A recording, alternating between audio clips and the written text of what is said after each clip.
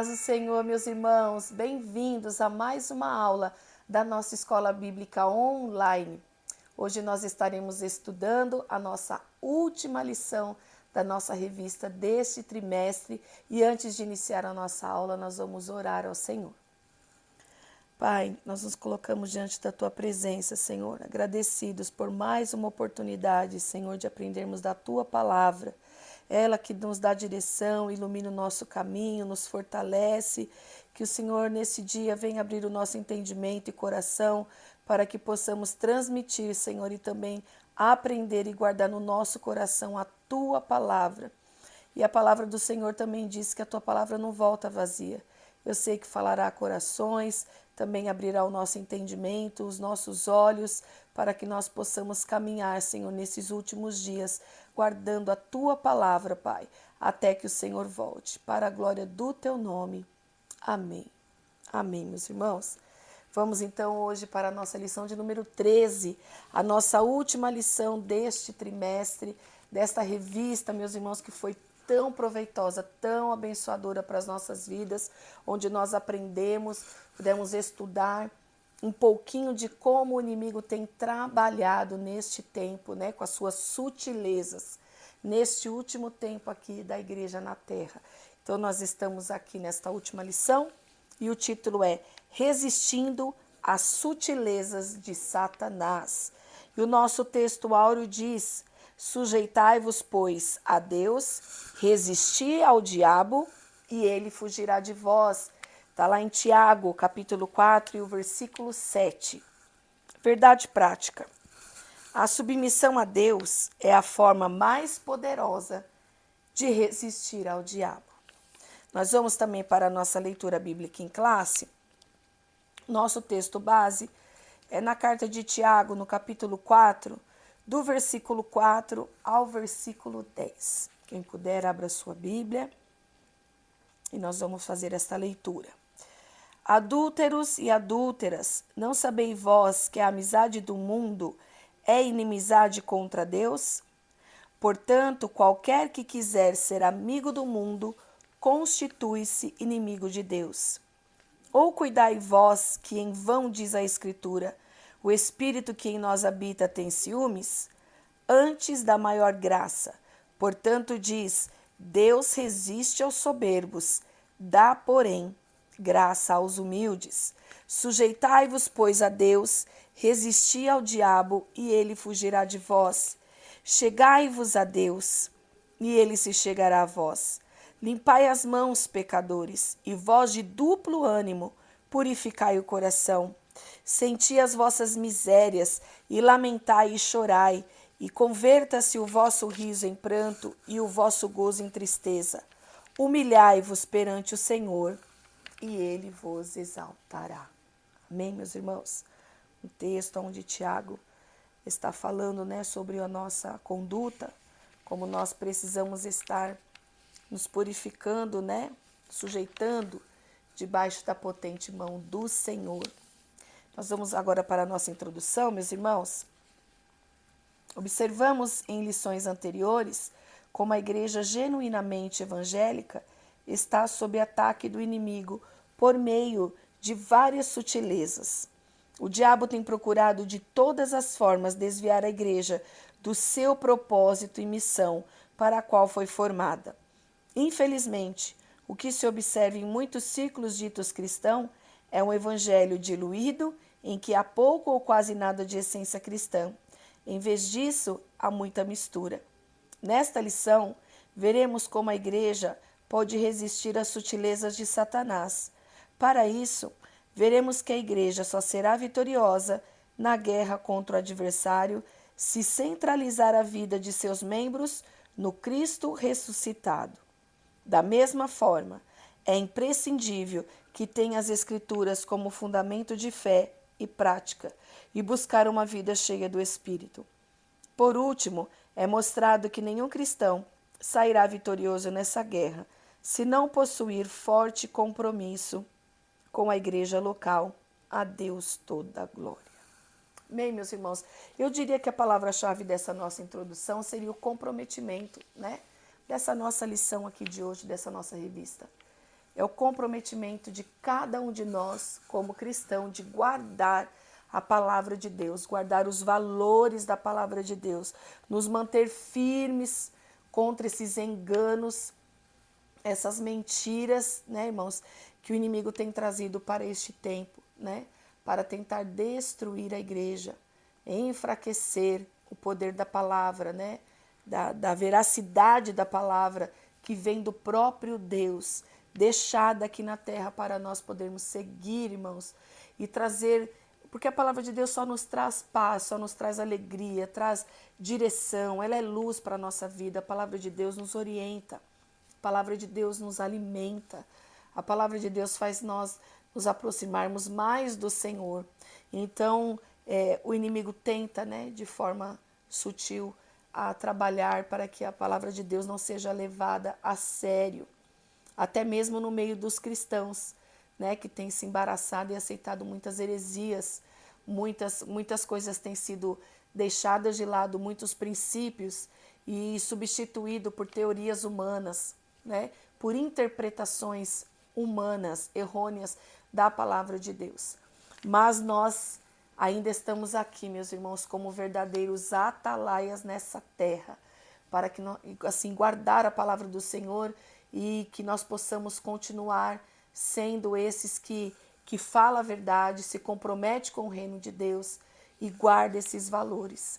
Amém, irmãos, meus irmãos? Vamos para o primeiro tópico.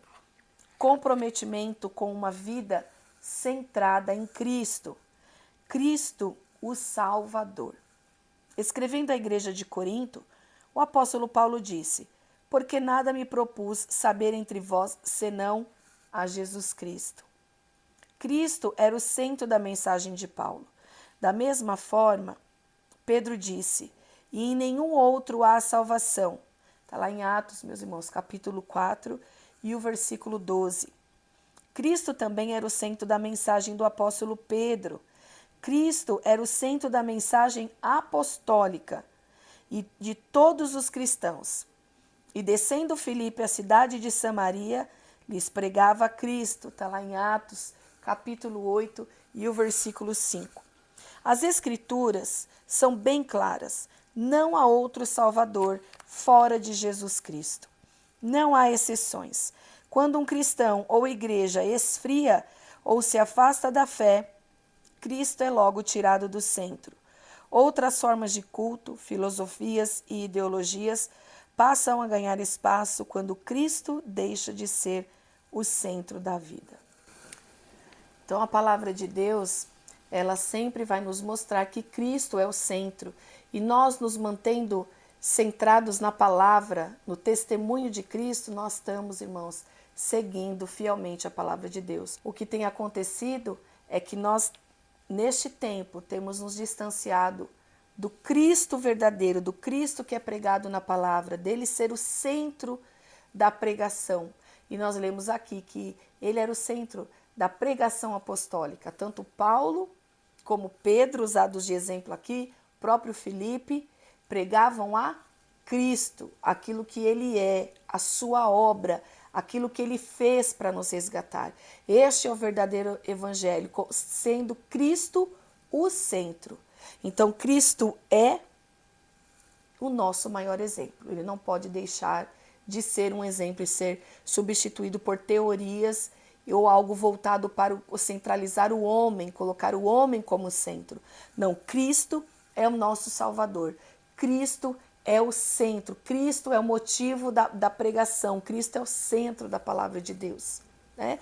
Então, aquele que permanece, guarda a Cristo, aquilo que ele fez como seu exemplo, está guardando, irmão, fielmente a palavra do Senhor no seu coração. Então, nós não podemos nos distanciar desta verdade. A igreja precisa continuar pregando de forma genuína os ensinamentos de Cristo, e não filosofias humanas, e não aquilo que as pessoas querem ouvir, ou aquilo que vai satisfazer aquilo que as pessoas desejam, né? Porque a palavra de Deus, ela sempre vai, irmão, de contra o que a nossa carne deseja. Então, o que Cristo pregou, confrontou naquele tempo e continua nos confrontando até hoje, né? O que Cristo nos ensinou vai na contramão daquilo que o mundo prega. Então, Cristo como o nosso Salvador, Cristo o Senhor. Se por outro lado a igreja não deve esquecer-se de proclamar Cristo como único Salvador, por outro, jamais deve esquecer-se de que Ele é o único Senhor. Lá em Atos capítulo 2, 36.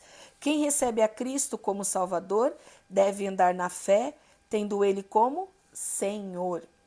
Ser discípulo de Cristo é tê-lo como Senhor.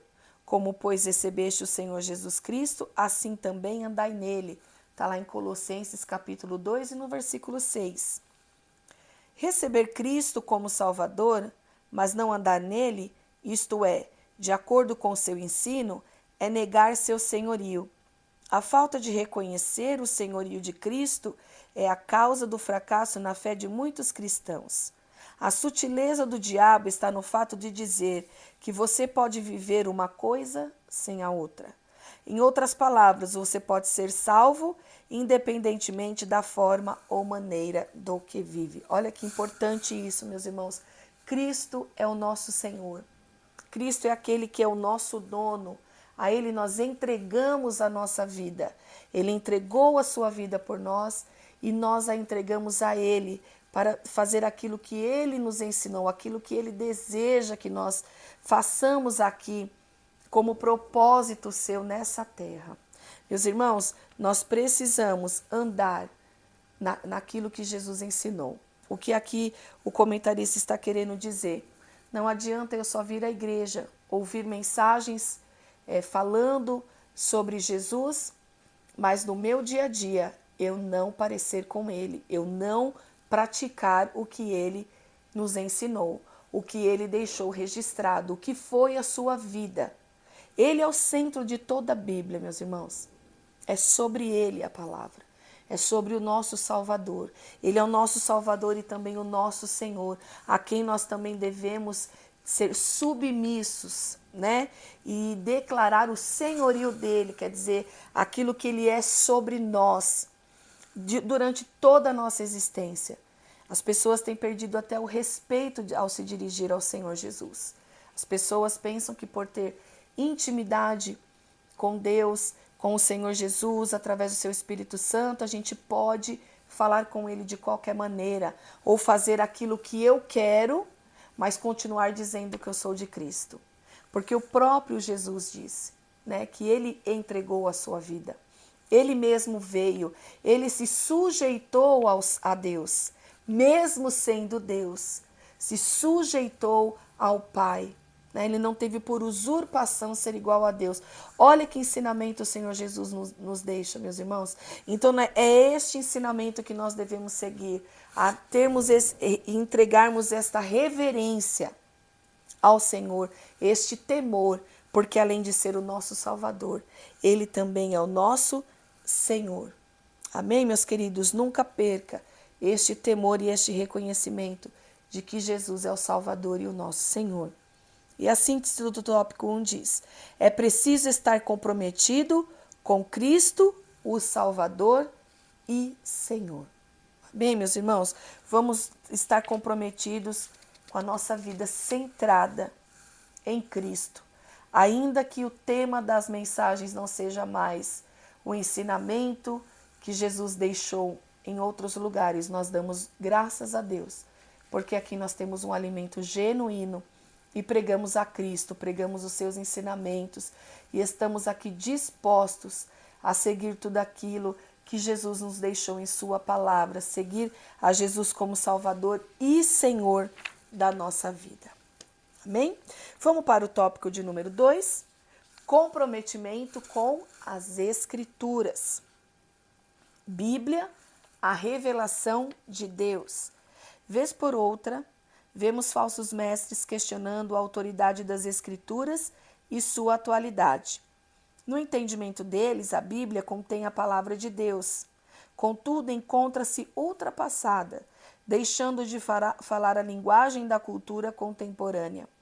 Assim, há uma tentativa consciente e sistematizada de minar a autoridade das Escrituras na verdade, Esse ataque é contra as Escrituras como revelação de Deus para o homem. Deixando de ser a revelação de Deus, a Bíblia torna-se um livro meramente humano, sujeito a falhas e, portanto, passível de correção. Convém dizer que a Bíblia é a palavra de Deus. Está lá em Mateus, no capítulo 4 e o versículo 4. A revelação de Deus ao homem, e como tal está sempre atualizada. Não é a Bíblia que tem que se ajustar a nós, mas nós nos moldarmos pelas Escrituras.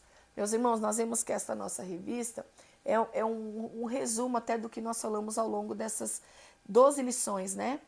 Falando da importância e da revelação que é a palavra de Deus e como o inimigo tem lutado para tirar essa credibilidade que a palavra vem do Senhor Deus, que é a revelação daquilo que nós precisamos seguir aqui na terra. Palavra de Deus que dá direção, que mostra, que revela, que orienta. E isso o inimigo tem lutado muito para que ela perca a sua autenticidade como vindo de Deus, porque assim ela perde o seu valor. Ela é um livro como qualquer outro, que pode ter um erro, que pode ter um erro de sequência, que pode ter vários erros, mas a Bíblia não há erros, porque nós continuamos crendo que a Bíblia é a palavra de Deus. Ela continua sendo e continuará sendo o nosso único livro de regra de fé e prática de todo cristão. Lute por isso, meu irmão, para continuar comprometido com as Escrituras. Eu sei que vai parecer daqui a algum tempo, e já temos vivido isso, irmãos, que a gente está totalmente ultrapassado por povo do mundo, né? Estamos indo realmente na contramão. Mas é este o papel da palavra de Deus, né? No próprio momento que Jesus veio, ele era a própria revelação da palavra, e ao ensinar aquilo que ele veio para ensinar, ele já trouxe muito confronto, né? Para já naquele tempo, do que é realmente servir a Deus, do que é realmente ser um servo e um seguidor de Cristo. Então não tem como nós falarmos que seguirmos a Cristo e não crermos na sua palavra. Amém? Continue guardando esses valores da palavra de Deus. A Bíblia não precisa ser atualizada. A Bíblia continua muito atual, irmãos. Cada dia que a gente vai lendo a palavra, a gente vai vendo que tudo que está escrito aqui, que foi escrito há mais de 2000 anos atrás, é muito recente, é muito real. Como o ser humano pode passar o tempo que for, o século que for, o milênio que for, continua agindo da mesma maneira em suas maldades. E o fim é sempre aquilo que está registrado aqui. Como Deus levantou naquele tempo, no Antigo Testamento, confrontando o povo, trazendo as leis para que o povo visse aquilo que precisava ser mudado nele próprio, mas a lei em si se tornou um próprio fim. Mas aí veio a graça, né, que abriu aí o caminho. O próprio Jesus abriu o caminho da graça, de falar com Deus, de estarmos diante de Deus, de nos resgatar, de nos dar a oportunidade de termos uma nova vida com Cristo, um novo nascimento nele, meus irmãos, nele, no exemplo que ele nos deixou. E a palavra de Deus toda, ela é importante para nós. Então, tudo sobre o que Jesus fez não precisa ser atualizada. Ela não precisa ser mudada em nada. O que precisa ser adequado é a nossa vida entrar no que a palavra de Deus diz. E não o contrário, né, meus irmãos? Vamos lá. Bíblia, regra de fé e conduta. Quando a Bíblia deixa de ser a revelação de Deus para nós, então ela também deixa de ser a nossa regra de conduta e fé. Uma igreja genuinamente evangélica precisa se conscientizar de que as Escrituras são a fonte dos valores ético-morais e espirituais que devem nortear a vida do cristão. Se não fosse a mediação das Escrituras, o cristão se encontraria desnorteado na sua caminhada. Como saberíamos, por exemplo, dos malefícios da idolatria se as Sagradas Escrituras não nos orientassem sobre eles? Está lá em 1 Coríntios, capítulo 10, do versículo 19 ao 21. Da mesma forma, como saberíamos que o adultério, o divórcio, a ideologia de gênero, etc., são práticas danosas que corroem e destroem o modelo de família idealizado por Deus? Que está lá em Provérbios, no capítulo 6, no versículo 20 ao 35. Somente por intermédio da Bíblia temos orientações seguras e precisas sobre isso. Meus irmãos, fica tão claro quando um cristão se distancia da leitura da palavra de Deus e da centralidade da palavra de Deus, porque muda o seu jeito de agir, o seu jeito de pensar começa a se tornar natural, olhando o mundo de uma forma natural, não vendo Deus, o trabalhar de Deus nas situações, a fala muda, aquilo que você passa a ter muitas dúvidas no seu coração. Por quê? Você se distanciou da Bíblia como único livro de regra de fé e conduta para a sua vida. Ela é o único da nossa vida.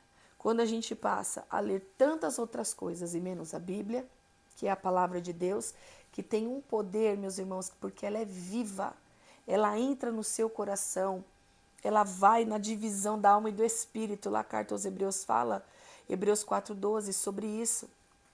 A palavra de Deus, ela traz vida para o seu interior. Ela não é um livro comum que nós lemos, ela é inspirada pelo próprio Deus. O próprio Deus trouxe essa revelação. Então há um poder que nós ainda não, talvez você ainda não compreenda, mas que quando você começar a ter mais contato com a palavra de Deus, ela vai limpando o seu interior, vai abrindo o seu entendimento, o seu coração, o seu olhar espiritual para as coisas. Né? Quando nós ouvimos a palavra de Deus, o que a palavra de Deus nos diz? Que a fé vem pelo ouvir e ouvir a palavra de Deus. E ouvir a palavra de Deus, você está ali em contato com a palavra de Deus, ela vai te trazendo fé. Ela vai te alinhando, ela vai te fazendo parecer mais com Cristo, porque Ele é a própria revelação da palavra. Então fica claro, quando uma igreja, quando um cristão coloca a Bíblia em segundo plano, é muitas confusões de entendimento, não consegue ter clareza nos seus posicionamentos, não consegue ir contra, ver a sutileza do inimigo trabalhando neste tempo no mundo, torna as coisas muito normais e relativas. Tudo isso, meus irmãos, quando nós vamos nos distanciando da palavra de Deus, porque ela é a verdade que norteia a nossa vida. Então, se você tem passado por isso, você tem tido esses claros, né, claras ações, essas mudanças, volte para a centralidade da palavra de Deus. Coloque ela no centro da tua vida, do teu dia. Medite na palavra de Deus, ouça a palavra de Deus, ouça aquilo que o Senhor tem todo dia, uma palavra para nós aqui. Há um não temas escrito na palavra do Senhor para cada dia do nosso ano. Até para aquele ano que tem um dia a mais, tem na palavra de Deus. Um não temas da parte do Senhor, porque neste mundo nós teremos muitas aflições, mas o Senhor venceu, o Senhor está conosco, então continue lendo a palavra. Irmãos, tem vitórias tão maravilhosas aqui que nós lemos na palavra de Deus. Quando nós olhamos para a vida dos apóstolos, pregando a Cristo, respeitando o Senhor Jesus como Senhor, falando da palavra de Deus, sendo açoitados, presos, e felizes por estar tendo essa oportunidade de sofrer por amor a Cristo, nós vemos o amor que eles tinham por aquilo tudo que eles viveram com Jesus, pelo que Jesus fez por nós. Que nós possamos, irmãos, não deixar essa chama apagar dentro do nosso coração nesses últimos tempos, porque a própria Bíblia diz que nos últimos dias o amor de muitos vão esfriar. E se você se distanciar da palavra de Deus, e se eu me distanciar da palavra de Deus, nós estaremos incluídos nesse esfriamento, mas que o Senhor venha guardar o nosso coração e nós continuemos comprometidos com Cristo Salvador e com as suas Escrituras. Amém, meus irmãos? Vamos para o tópico de número 3, comprometidos com uma vida cheia do Espírito. O Espírito Santo no plano da redenção. É o Espírito Santo quem conduz o homem a Cristo. Está lá em João, no capítulo 16, do 8 ao 11. O Espírito nos trouxe a Cristo. Contudo, precisa ser dito que o viver em Cristo e na prática dos princípios bíblicos é impossível sem a ajuda do Espírito Santo. O apóstolo Paulo deixa essa lição bem clara quando escreveu os capítulos 6, 7 e 8 da sua carta aos Romanos.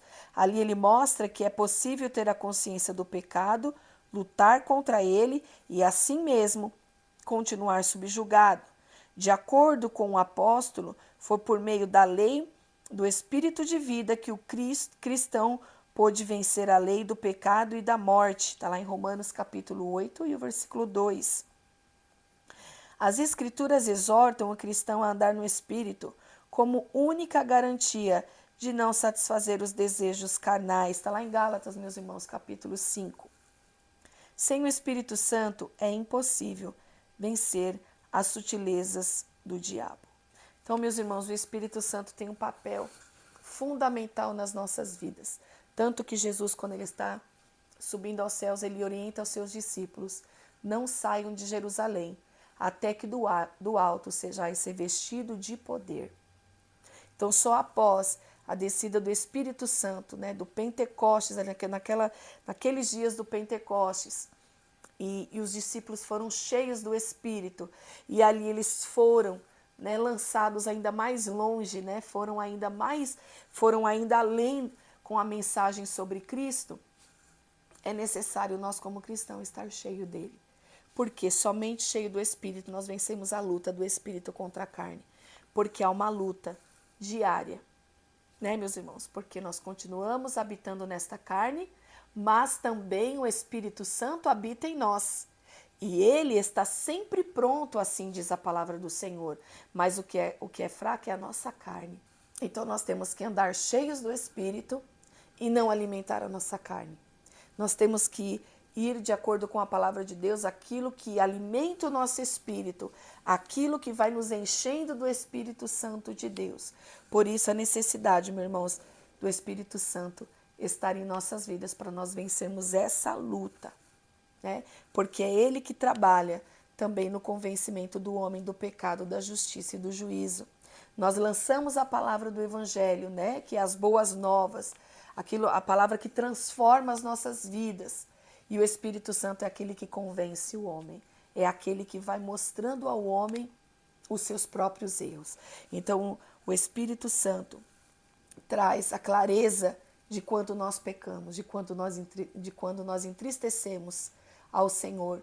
É Ele que atua, é Ele que nos mostra. E sem a presença dEle na nossa vida, nós não temos essa orientação. Nós ficamos perdidos no que fazer, no que estamos fazendo, se estamos certos ou errados, porque Ele é aquele que vai alimentando e nos sustentando em nossa vida espiritual. Amém, meus irmãos? Que nós possamos continuar cheios do Espírito Santo de Deus, porque é Ele que traz também a revelação da palavra do Senhor. É Ele que traz à mente a palavra do Senhor. Quando nós estamos nos dias difíceis, Ele traz à nossa memória. Ele traz à nossa memória aquilo que a Escritura diz. Ele traz à nossa memória, sempre nos trará aquilo que nos dá esperança.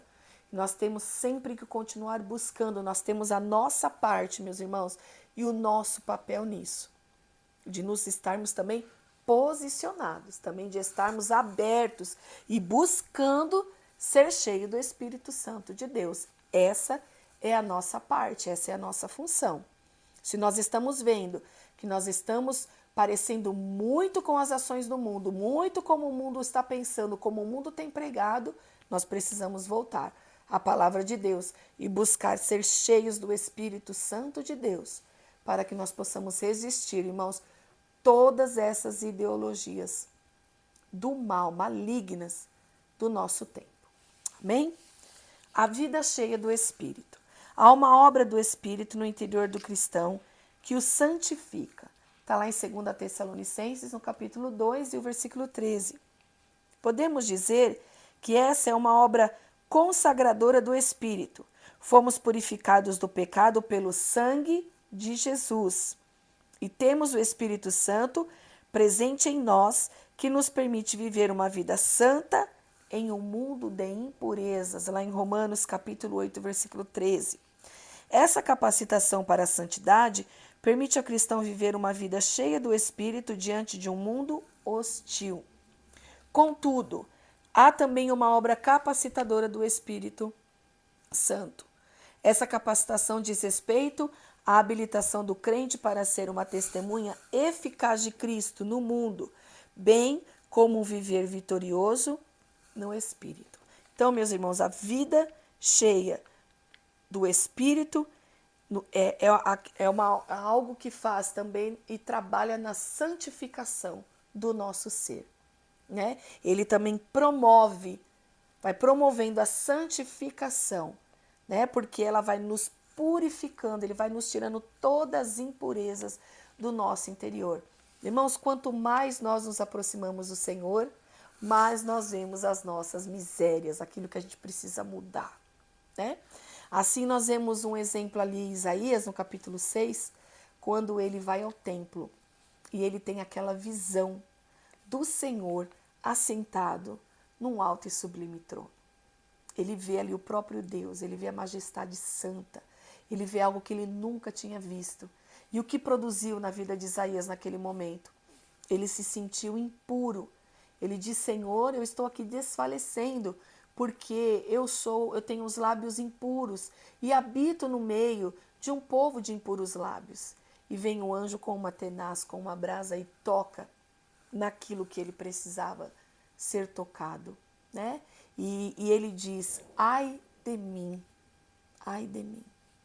Porque, meus irmãos, quanto mais nós nos aproximamos da palavra de Deus, mais lugar que nós estamos dando para o Espírito Santo trabalhar na nossa vida, governar a nossa vida, né? Porque ele vai trazendo, irmãos, e vai nos fazendo caminhar e ter ações e reações segundo a palavra do Senhor.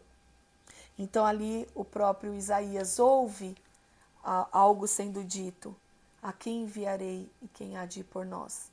E isso o impele a tomar uma ação e ele dizer: eis-me aqui, envia-me a mim. Então, quando nós temos uma vida realmente, irmãos, de consagração, de aproximação da santidade do Senhor, que só o Espírito Santo vai nos conduzindo, é Ele que nos conduz neste caminho de santificação, nós vamos olhando para dentro de nós e nós falamos: ai de mim, ai de mim. Porque nós vamos vendo, irmãos, que todos os dias nós precisamos aprender algo e deixar algo, né?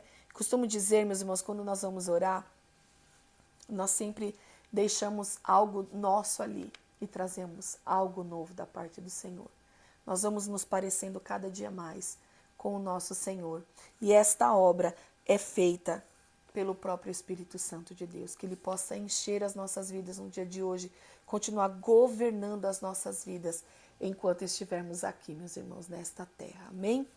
A síntese do tópico 3, é preciso buscar uma vida cheia do Espírito em que somos conduzidos e dirigidos por Ele.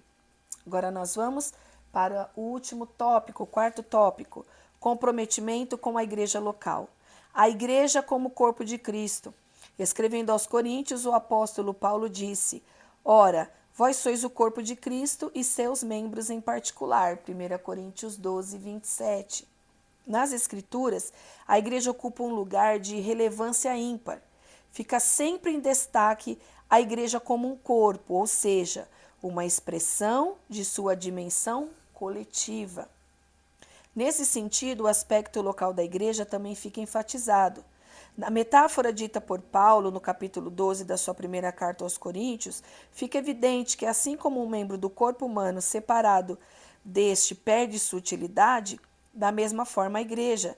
É por isso que não existe cristão legítimo fora da esfera da igreja como corpo de Cristo. A própria palavra desigrejados torna-se um termo impróprio, uma forma de descrever uma anomalia espiritual. Amém, meus irmãos?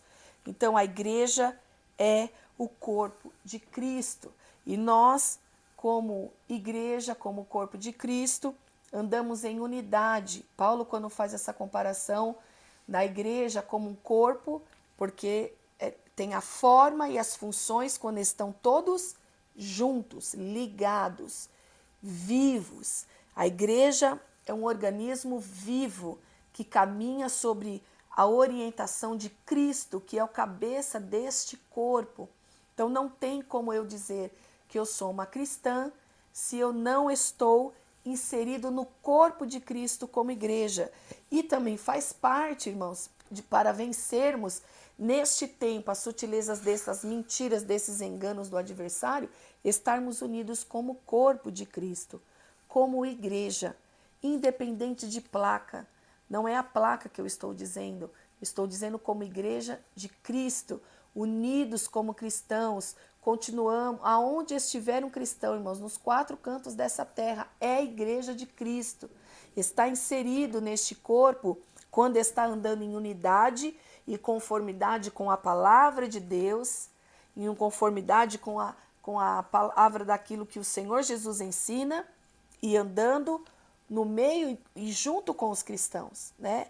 Então aqui o próprio comentarista diz que a palavra desigrejado, né, que é um movimento que existe neste tempo, de pessoas que são contrárias a estar junto com outros cristãos, reunidos como igreja em algum local, algum lugar, porque não creem que igreja é isso, não preciso estar junto. Mas nós precisamos estar junto, porque é assim, né, que o próprio apóstolo Paulo nos ensina através aqui na palavra do Senhor sobre a igreja como um corpo. Então isso mostra que temos que andar unidos, juntos, comprometidos com o corpo de Cristo. O lugar e a importância de cada membro na igreja. A palavra igreja jamais deve significar templo. Um templo pode ser a estrutura arquitetônica onde a igreja se reúne. A igreja, portanto, não é um prédio feito do aglomerado de concreto, tijolos e areia. Ela é o corpo de Cristo. Como corpo de Cristo, ela possui seus membros. Ela também não é um ajuntamento de pessoas em que ninguém sabe precisamente qual é a sua função no corpo. Biblicamente, cada membro da igreja, assim como o corpo humano, possui seu lugar e função para exercer. Um desigrejado é alguém que, por alguma razão, não conseguiu exercer sua função de membro no corpo de Cristo. Olha que importante, irmãos, este nosso último tópico. Então, o lugar onde a igreja se reúne não é o lugar que torna-se o corpo de Cristo que se chama igreja, mas é a igreja onde ela está reunida que leva este nome. Igreja, porque ali está reunido o corpo de Cristo, não é o conjunto arquitetônico, não é ali o local, o cimento, ou até mesmo um lugar que seja até uma tenda, um lugar feito construído de madeira, um lugar simples, mas o local onde o corpo de Cristo se reúne, ali é a igreja de Cristo reunida. Ali é o corpo de Cristo vivo, adorando e exaltando o nome do nosso Senhor. Ela não é só um ajuntamento de pessoas também. Ela é aquele grupo de pessoas que cada membro, assim como o corpo de Cristo, sabe a sua função. E o Espírito Santo, irmãos, é ele que vai revelando o propósito que tem na vida de cada um de nós. E dentro deste corpo nós temos funções. Nós somos chamados cada um para algo. Um para ensinar, outro para ser mestre, outro para pastorear. Cada um tem o seu chamado e também o Espírito Santo dá dons, que também é usado para a edificação deste corpo, né?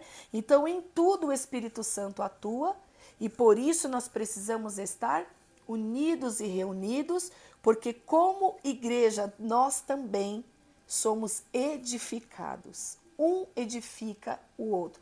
Olha que coisa maravilhosa, irmãos. Mas para isso precisamos estar todos juntos, comprometidos com a igreja de Cristo aqui na terra, com todos aqueles que servem ao Senhor. Amém, meus irmãos? A síntese do tópico 4 é preciso comprometer-se com a igreja como corpo de Cristo. E a nossa conclusão, chegamos ao final desta lição e do trimestre. Nosso propósito foi mostrar os ataques sutis de Satanás contra a igreja e destacar as estratégias para o povo de Deus permanecer firme na resistência contra o adversário. Sabemos que os dias são difíceis, mas o Espírito Santo é o guia e o auxiliador da igreja. Meus irmãos, a nossa guerra já é uma guerra vencida. É uma guerra que já foi vencida pelo próprio Senhor Jesus Cristo. Nós, neste tempo, temos que nos manter comprometidos com esses valores. E eu creio, porque nós temos o Espírito Santo em nossas vidas, que nós vamos passar. Nós vamos vencer a cada tempo, a cada engano, a cada mentira do adversário, guardando a palavra de Deus. Guardando e respeitando as Escrituras, tendo temor do nosso Deus, sendo cheios do Espírito Santo de Deus. E nós vamos vencer, irmãos, o diabo, assim como nós vimos o Senhor Jesus vencer ali ele no deserto, na tentação. Foi com a palavra. E nós assim venceremos. Amém, meus irmãos? Queria deixar aqui algumas referências, você que gosta de anotar antes de encerrarmos, com alguns temas e algumas referências também para vocês sempre aí ter como vocês se aprofundar mais na palavra e também como refutar esses enganos, essas sutilezas nesse tempo. Cristo como centro da nossa vida. Está lá em 1 Coríntios, no capítulo 2 e o versículo 2, Atos, capítulo 8 e versículo 5. Andemos na presença do Senhor Jesus, o Salvador. Colossenses, capítulo 2 e o versículo 6. Depois os irmãos leiam com calma, que é muito importante nós lermos a palavra do Senhor. Moldando-nos segundo a Bíblia, Salmo 119, 105. A Bíblia é que norteia os nossos valores. Olha que importante, anota essa referência. Hebreus 4, 12. O Espírito Santo nos santifica. Está lá em 2 Tessalonicenses, capítulo 2 e o versículo 13. Perseverando como membro do corpo de Cristo. 1 Coríntios, capítulo 12 e o versículo 27. Amém, meus irmãos? Leiam essas referências aí ao longo dessa semana. Releia as referências aqui citadas. Isso é muito importante, que isso vai alicerçando a sua fé, vai deixando sempre a palavra de Deus na sua mente, porque aquilo que nós mais, irmãos, empreendemos o nosso tempo, aquilo mais que nós lemos e aquilo que mais nós olhamos, é o que vai estar sempre registrado na nossa mente e no nosso coração. E que seja sempre mais da palavra de Deus na nossa vida. Amém, meus irmãos? Que Deus abençoe a cada um e até a próxima aula.